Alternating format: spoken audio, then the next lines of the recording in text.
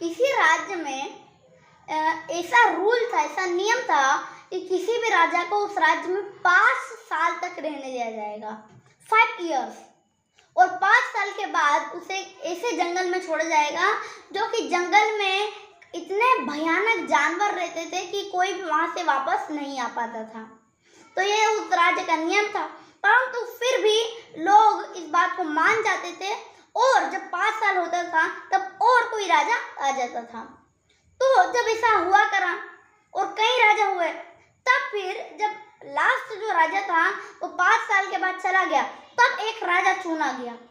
और उस राज्य जो राजा था, उस राजा ने सोचा कि 5 साल के बाद मुझे तो जंगल में छोड़ दिया जाएगा।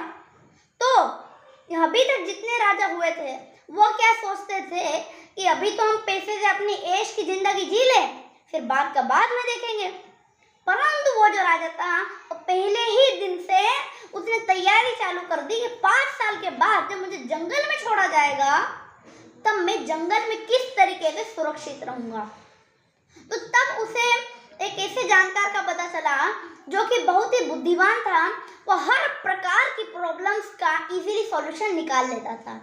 तो क्या हुआ, उसने उन्हें अपने राज्य में बुलाया और जब सॉल्यूशन उनसे पूछा कि इसका सॉल्यूशन क्या है, इस प्रॉब्लम को मैं किस तरीके से दूर करूंगा, तो वो जो मंत्री से जो जानकार थे उन्होंने कहा कि एक बात हमेशा ध्यान में रखना, जिस तरीके की जिंदगी तुम अभी जी रहे हो उस तरीके की जिंदगी तुम हमेशा नहीं जी सकते। अपनी लाइफ में कुछ ना कुछ चेंजेस हमेशा ही आते रहते हैं। तो उसको ये बात थोड़ी समझ में आई, थोड़ी समझ में नहीं आई। फिर उसको जब अपने ऊपर वो वर्क करने लगा, फिर उसे कुछ एक आइडिया आया और फिर उसने क्या करा कि अपने सैनिकों को भेजा जिस जंगल में उन राजाओं को छोड़ा जाता था। तो उस जंगल में सैनिक गए। जब सैनिक गए तो वहां पर उन्होंने देखा कि बहुत से जानवर थे, इतने भयानक जानवर जो भी वहां पे जाता था उसको मार के खा जाते थे।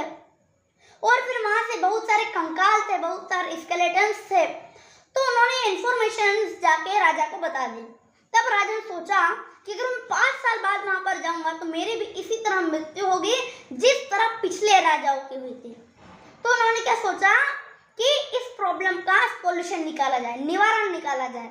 तो फिर उन्होंने बोला सैनिकों को कि ये सब जो जंगली जो पौधे थे इन सबको काट दो और जो जंगली जानवर है इन सबको जंगलों से भगा दो और कुछ को जैसे शेर हो गए इतने भयानक जानवरों को मार डालो।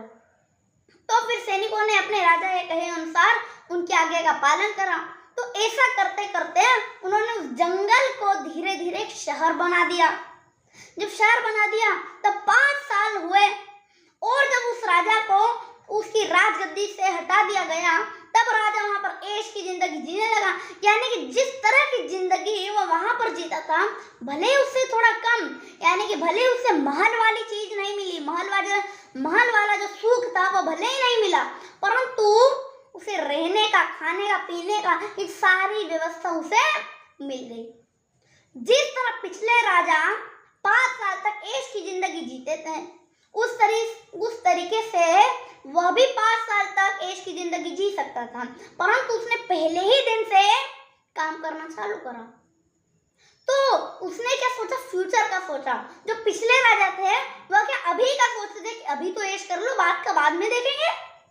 परंतु जो राजा था वह उसने क्या सोचा, फ्यूचर का सोचा कि आगे मुझे क्या करना है, आगे जब मुझे जंगल में छोड़ा जाएगा तब मैं किस तरीके की जिंदगी जी पाऊंगा, तब मेरी इच्छाएं कैसे पूरी होगी। तो उसने क्या करा, वहां पर सिटी शहर बना दिया। तो हमें क्या करना है, फ्यूचर के बारे में सोचना है और फ्यूचर के लिए अभी जो हमारे पास वस्तुएं हैं, साधन है, जो भी हमारे पास चीजें हैं पर्याप्त है और उससे जब हम 1% ऐसा करते चलेंगे तो आगे चलकर वो फ्यूचर में आपका लाभदायक रहेगा। इसलिए अब आपके ऊपर डिपेंड करता है कि आपको उन पिछले राजाओं जिस तरह बनना है कि अभी ऐश की जिंदगी जी लो, बात का बाद में देखेंगे, या आपको उस तरीके के राजा की तरह बनना है जो फ्यूचर का सोचता है। ये डिपेंड आपके ऊपर करता है। सिंपल सी बात है, आप सेकंड चॉइस ही चूज करेंगे। क्यों? क्योंकि उसने फ्यूचर के बारे में सोचा है। अभी थोड़े दिनों के लिए वो दुख तकलीफ झेल लेगा, परंतु बाद में उसका ऐशी है। इसलिए हमें हमेशा फ्यूचर के बारे में सोचना चाहिए। जय हिंद, जय भारत।